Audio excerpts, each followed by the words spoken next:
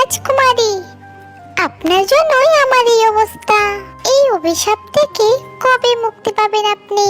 আমারও যে পরিবারের কাছে যেতে মন চায়। চিন্তা করো না মৌরানী, একদিন ঠিক আমাদেরকে কেউ না কেউ সাহায্য করতে আসবে। আমার এই ফুলের মধু যদি কোনো পাখি ওষুধ মনে করে খায়, তাহলে আমি এই অভিশাপ থেকে মুক্তি পেয়ে যাব। কিন্তু রাজকুমারী, পাখিরা যে মধু খায় না, তাই তো তোমাকে আমি আমার সঙ্গে রেখেছি। তুমি জঙ্গলে গিয়ে দেখবে কোনো পাখির যদি অসুস্থ থাকে, তাহলে তাকে তুমি আমার এই ফুলের কথা বলবে। সে যদি এই ফুলের মধু খায়, তাহলে আমিও তুমি মুক্তি পেয়ে যাব। আর তোমার কথা তারা বিশ্বাস করবে, কারণ তুমি ফুলের মধুর রাজা। মৌরানী জঙ্গলে যেতে লাগলো ও অসুস্থ পাখিদের খোঁজ করতে লাগলো।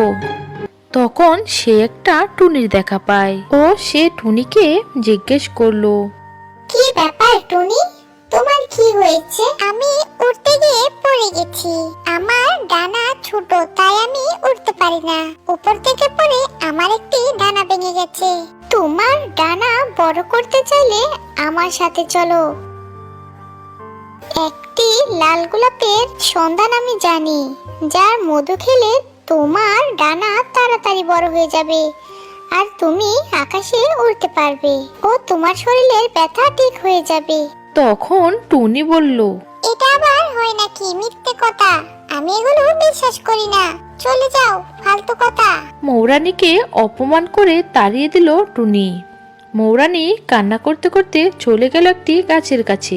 সেইখানে গিয়ে সে দেখতে পেল একটি কাক কান্না করছে। তখন মৌরানী কাকটিকে জিজ্ঞেস করলো, তোমার কি হয়েছে?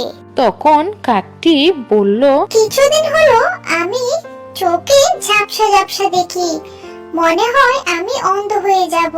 না না, কেঁদো না তুমি, আমি এই রোগের ওষুধ জানি। তুমি চলো আমার সাথে। ঠিক আছে চলো, এর আগে না হয় আমি অন্ধ হয়ে যাই। তারপর কাক ও মৌরানী চলে গেল সেই বাগানে। কাকটি গোলাপ থেকে মধু পান করে। তারপর এক নিমিষে সেখান থেকে একটি সুন্দরী পরী বেরিয়ে আসে। সেই পরীকে একটি সাধু অভিশাপ দিয়ে ফুল বানিয়ে দিয়েছিল। এখন সে মুক্ত। তারপর পরী তার জাদু দিয়ে কাকের চোখও ভালো করে দেয়। তে সবাই খুশি হয়ে যায় ও সবাই তাদের পরিবারের কাছে ফিরে যায়।